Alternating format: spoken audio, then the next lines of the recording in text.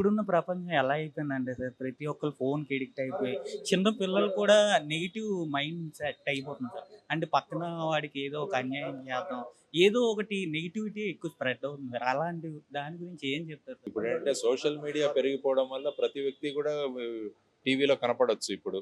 దానివల్ల ఏంటంటే పాజిటివ్‌గా మాట్లాడడం కన్నా నెగటివిటీ అన్నది త్వరగా ఆకర్షిస్తుంది. మనం 10 మందిని తిట్టామనుకోండి, ఇప్పుడు నేనే ఎవరినైనా తిడితే అది వెంటనే అందరూ వెంటనే అది వస్తుంది. నేనేదైనా పాజిటివ్‌గా చెప్తే ఏంటంటే దాన్ని రావడానికి చాలా ఆలోచిస్తారు. ఎందుకంటే ఆ విధమైన వాతావరణం సమాజంలో ఉంది. కాబట్టి దాన్ని మార్చాల్సిన అవసరం చాలా ఉంది. ఎందుకంటే విద్వేషాలు, పగలు, ప్రతీకారాలు వీటి వల్ల ఎవరికీ కూడా ఏమీ రాదు ఫైనల్‌గా. ఎందుకంటే ఒక నెగెటివ్ ఎనర్జీ ఇదంతా కూడా తగ్గించాలన్న భావనలతో మనం ముందుకెళ్తున్నాం. అంటే దీన్ని తగ్గించడానికి ఎలా సార్?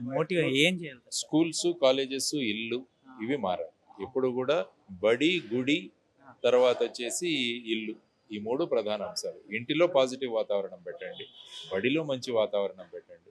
సమాజంలో గుడిలో అంటే మనం ఎక్కడికి వెళ్తామో దీన్ని బట్టి మనం గుడికి వెళ్ళొచ్చు, చర్చికి వెళ్ళొచ్చు. అక్కడ కూడా పాజిటివ్‌గా అందరి గురించి పాజిటివ్‌గా మాట్లాడడం మొదలుపెట్టాలి. కానీ ఇప్పుడు ఏమవుతుందంటే ఈ మతం గొప్పది, ఈ మతం గొప్పది, ఈ విధమైన భావాలు పెట్టి అక్కడ కూడా ఈ విధంగా నెగటివిటీ రావడం వల్ల ఏమవుతుందంటే ఇబ్బందులు కలుగుతాయి.